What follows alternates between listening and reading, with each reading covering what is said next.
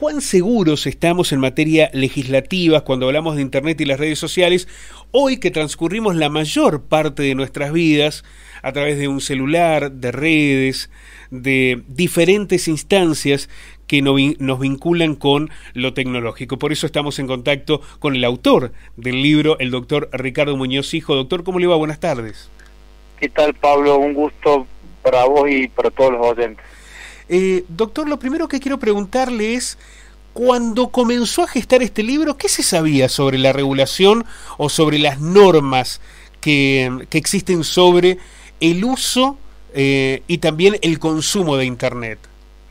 Bueno, el momento que se inició la investigación, porque vale destacar que ese libro fue fruto de una tesis doctoral que después fue ampliado y publicado en 2 tomos.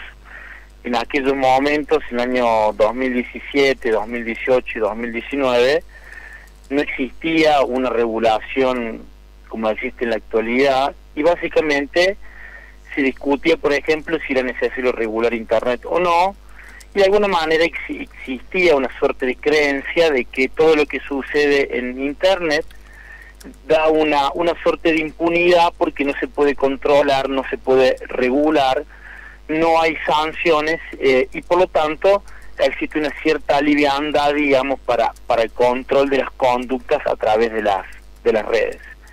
Ese libro, que fue publicado en el año 2021, en diciembre del 2021, reflejó un momento determinado que, si bien existía determinada regulación, no era tan vasta, sin perjuicio de que se daba una cierta normativa ya vigente, como por ejemplo en materia de protección de datos personales, que en definitiva es una de las normas muy importantes en lo que tiene que ver con la regulación de Internet. Pero a partir de allí, en el año 2021, y con todo el desafío que implicó la inteligencia artificial, bueno, se han dictado toda una serie de normativas en el derecho comparado, principalmente el derecho comparado. Hay que destacar todo lo que ha sido el normativo de la Unión Europea en materia de derechos digitales. Por un lado, se han dictado normativas de derechos digitales que tienen que ver con el acceso a Internet, que tienen que ver con protección de datos, el derecho al olvido, entre otros, y también normativa comparada vinculada específicamente a la inteligencia artificial, porque para que exista, digamos, inteligencia artificial, se supone que debe darse la interconexión masiva que implica la red de redes que es Internet.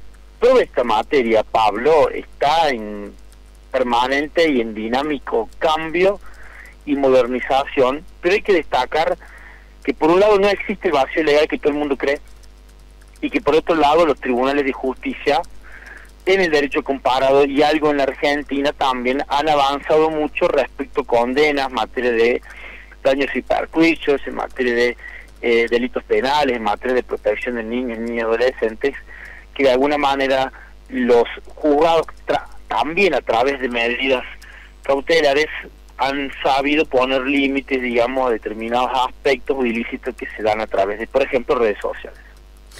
Esto que usted señala sobre el final me parece muy interesante para plantearlo. El límite que ha empezado a incorporar la justicia para lo que sucede fundamentalmente en las redes sociales. Cuando uno habla de Internet en esa magnitud, el mayor tiempo lo destinamos a estar presentes en las redes sociales, a exponer nuestros datos o a que otros crean que pueden intervenir o interferir o hasta vulnerar determinados derechos a partir de esa presencia en las redes sociales.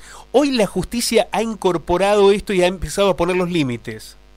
La justicia ha empezado a dictar resoluciones en materia de responsabilidad, daños morales, por ejemplo, por manifestaciones expresadas a través de Internet, todo lo vinculado al comercio electrónico a través de plataformas, determinados ilícitos cuyos sujetos pasivos son niños, niñas, adolescentes, en materia, por ejemplo, de sexting o amenazas de naturaleza extorsiva de contenido sexual, suplantación de identidad, entre otros. Es decir, ya hace varios años en la Argentina existe, por ejemplo, toda una batería de delitos informáticos todo lo vinculado a los datos personales ya existe una regulación, pero bueno, hay que destacar, Pablo, que también, por un lado, existe norma, pero por otro lado, es una deuda pendiente del Congreso de la Nación Argentina dictar este tipo de normativa. Por ejemplo, Pablo, desde el año 2014 en Brasil, rige una ley que se llama un régimen jurídico marco de Internet en Brasil, donde, por ejemplo, se establecen algunas cuestiones vinculadas a la responsabilidad de los intermediarios de Internet, es decir, por ejemplo, la responsabilidad de los buscadores. Y todavía en Argentina, si no hubo proyectos, nada se dijo. Y especialmente en nuestro país, la jurisprudencia de la Corte Suprema de Justicia ha sido bastante conservadora, es decir, ha tratado de evitar la responsabilidad de los buscadores frente, por ejemplo, a conductas ilícitas o actos lesivos.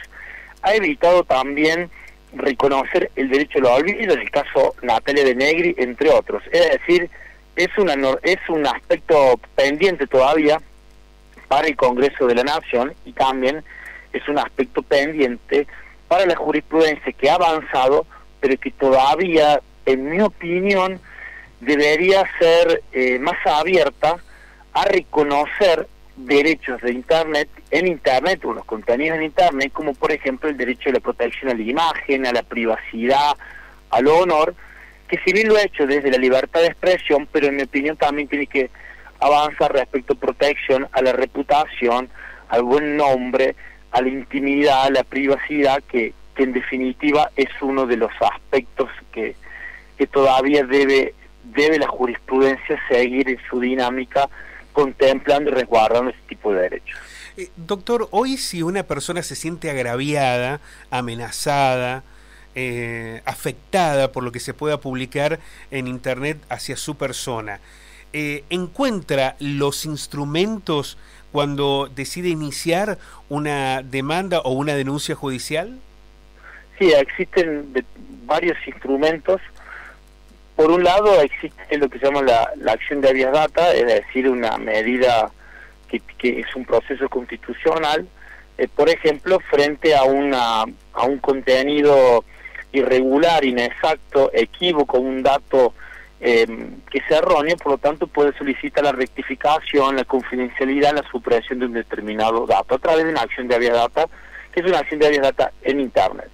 A la par también existen vías ordinarias, como por ejemplo materia de daños y perjuicios, frente a una manifestación de un tercero, se puede iniciar una acción de daños y perjuicios por contenido, por daño moral, y esto es fácilmente acreditable. Hoy las pericias informáticas han avanzado mucho, con lo cual se puede detectar a través de pericias que no son tan sofisticadas quién emitió ese contenido, desde qué dirección de ID, es decir, desde qué ordenador o de qué teléfono se ha manifestado, a través de una cuenta de Instagram que está a nombre de una determinada persona, de tal manera que se puede captar cuál es el contenido, de dónde surgió y quién es el responsable, qué persona humana es el responsable de esa manifestación.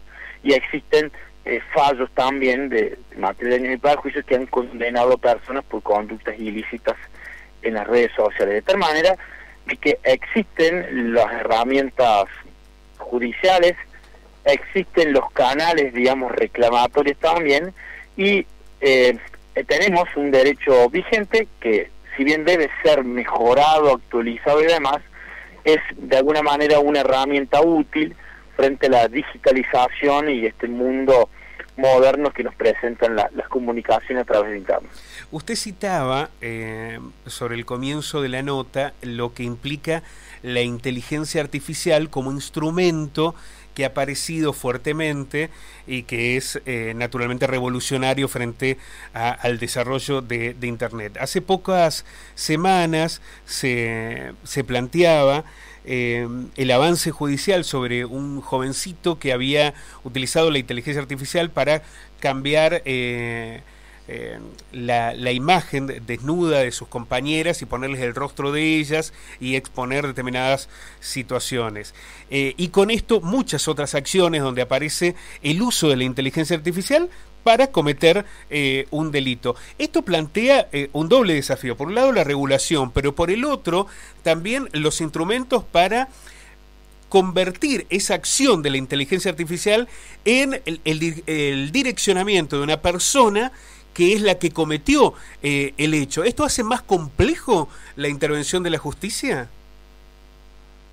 La inteligencia artificial y los algoritmos realmente tienen un lado luminoso y un lado oscuro. El lado luminoso es que son herramientas formidables para mejorar nuestra potencialidad y nuestra capacidad en cuanto a comprender textos, en cuanto a redacción, comparar textos, generar imágenes, videos y demás. Pero también tiene un lado oscuro, que son canales para generar delitos, sobre todo delitos penales. Lo que vos mencionas, Pablo, es que a través de lo que se denomina un dato sintético, es decir, un dato creado mediante un algoritmo, se modifican fotografías originales y de esa manera sirven para extorsionar o para violar el buen nombre y el honor. Esto, de alguna manera, ya existe en el derecho comparado estas prohibiciones, lo que se denomina la hipersuplantación de identidad, es decir, a través de inteligencia artificial generar un contenido falso para perjudicar a una determinada persona. Y en definitiva existen casos como por ejemplo el caso que vos mencionas en la Fiscalía de Delito Informático en la provincia de Córdoba, donde ya se ha avanzado en este sentido. Yo siempre digo que en la digitalización genera derechos, obviamente, de que frente a titulares de plataforma, frente a los monstruos tecnológicos o cualquier desarrollista que ponga en el mercado un sistema informático, pero también deberes. Y hay que hablar, Pablo, de los deberes digitales, es decir, el uso ético, responsable, moral de estos instrumentos, que indudablemente hay que formar y capacitar, y sobre todo tener conciencia de la potencialidad dañosa que generan estos instrumentos, de tal manera que a la par de instruir, digamos, a la ciudadanía y de las personas de muy temprana edad respecto a cuáles son los derechos, también los deberes, es decir, cómo estas herramientas también pueden arruinarnos la vida para siempre. Hay casos realmente donde personas que se han viralizado fotografías o videos íntimos siendo adolescentes se han quitado la vida, y recordemos hace poco también una persona se quitó la vida y le preguntaba al ChatGPT cómo podía hacer para su destino. Todos esos aspectos tienen que ser corregidos, tiene que haber sistemas de control y de bloqueo también frente a determinadas palabras, es decir, los algoritmos tienen que captar riesgos y de esa manera entonces evitar los aspectos negativos de estas tecnologías. Bueno, esto que usted señalaba, lamentablemente aparece cada vez con mayor frecuencia, ¿no? Sobre todo en el sector adolescente, que a lo mejor está más expuesto y más vulnerable, pero esta situación de la utilización de las redes, publicando videos con agravios, con amenazas, con advertencias, con estigmatizaciones, fundamentadas desde el odio, desde situaciones muy oscuras de la vida de las personas que creen suponer que hay una impunidad por el solo hecho de que no haya un cara a cara, y que después pueden terminar en situaciones dramáticas, y que las vemos cada vez con mayor cotidianidad. Pensaba, doctor, también en las elecciones, cuando a veces hasta se manipulan videos. Bueno, pasó en las últimas elecciones nacionales, donde se utilizaba la inteligencia artificial, por ejemplo, con imágenes de Macri o de Massa, simulando situaciones, obviamente, que ellos no decían, sino que estaban manipuladas en la inteligencia. Esto no es algo extraordinario, sino que aparece en lo cotidiano, en el día a día.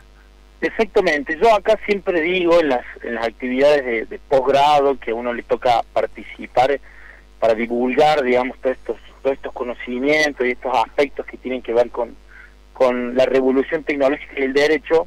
Yo siempre señalo, Pablo, un principio que se llama el principio de cumplimiento normativo desde el diseño. El principio de cumplimiento normativo desde el diseño. ¿Qué significa, Pablo, esto? Lo que es ilegal en el mundo analógico es ilegal en el mundo digital. Claro. Lo que es ilegal offline es ilegal online. Por ejemplo, si un menor de edad no puede entrar a un casino, un menor de edad tampoco podría entrar a un casino virtual. Si una persona no puede faltarle el respeto a un superior jerárquico en su trabajo, tampoco lo puede hacer a través de redes sociales.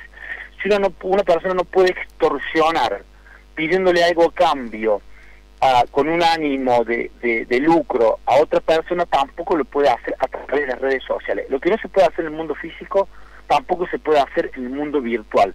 Lo que sucede, Pablo, es que esto todavía no se ha plasmado, todavía no somos conscientes de esto y todavía falta la regulación. Pero me parece que estos principios también, lo que no se puede hacer en el mundo común que conocemos, físico, en el mundo material, tampoco se puede hacer en el mundo digital, y este principio me parece que también nos ayuda para entender de alguna manera las consecuencias dañosas en el mundo de la virtualidad. Doctor, quiero agradecerle muchísimo este análisis. La perspectiva en el tiempo le da un enorme valor a esa obra, a lo que significa poder contar con una regulación que defina los derechos y obligaciones, el contexto legal por el que atraviesan nuestras vidas todos los días a través de Internet, y la necesidad de discutir permanentemente estos aspectos, porque la innovación, la incorporación de tecnología, los cambios que muchas veces son abrumadores, requieren estar atentos para que esto no termine vulnerando el derecho de las personas. Muchísimas gracias.